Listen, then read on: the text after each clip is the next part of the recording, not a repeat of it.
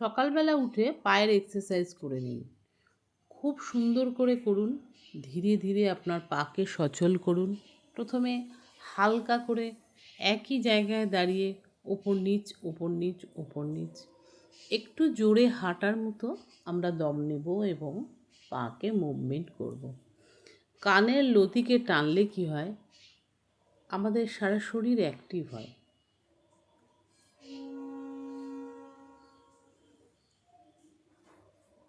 এবার পাকে আমি কি করছি, সামনে পেছনে, সামনে পেছনে, সামনে পাশে, সামনে পাশে।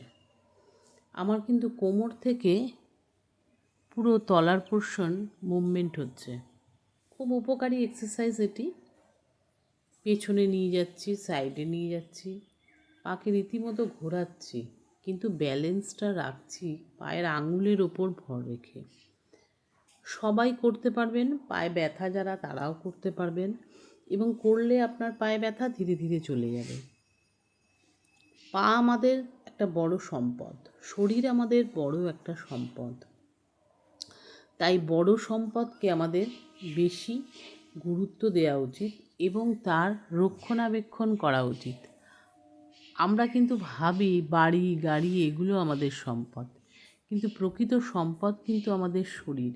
শরীর অ্যাক্টিভ থাকলে কিন্তু আমাদের মন ভালো থাকে এবং আমরা অনেক কিছু করে উঠতে পারি। পাকে এমনভাবে মুভমেন্ট করছি, আমার শরীরে পরিশ্রম হচ্ছে না, অথচ আমার পায়ের এক্সারসাইজ খুব সুন্দরভাবে হয়ে যাচ্ছে। সামান্য দাঁড়িয়ে, অবশ্যই একদম মাটিতে করবেন না, কিছু একটা পেতে নেবেন। এক্ষেত্রে আমি ম্যাট পেতেছি।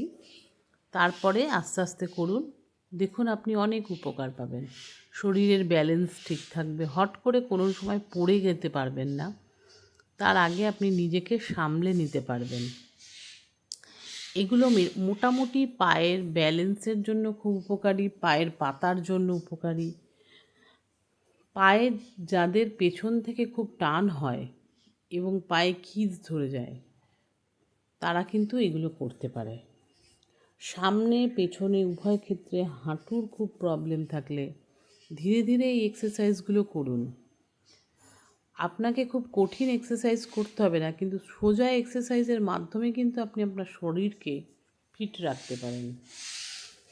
চেষ্টা করুন ভালো করে শরীরকে ঠিক রাখার, অন্তত হাঁটা চলাটা যাতে আপনি করতে পারেন সেই অবস্থায় নিজেকে রাখুন। অবশ্যই তার সঙ্গে খাওয়া দাওয়া একটা ব্যাপার, কিন্তু আমরা এক্সারসাইজ করলে কিন্তু অনেকটাই সচল থাকতে পারবো।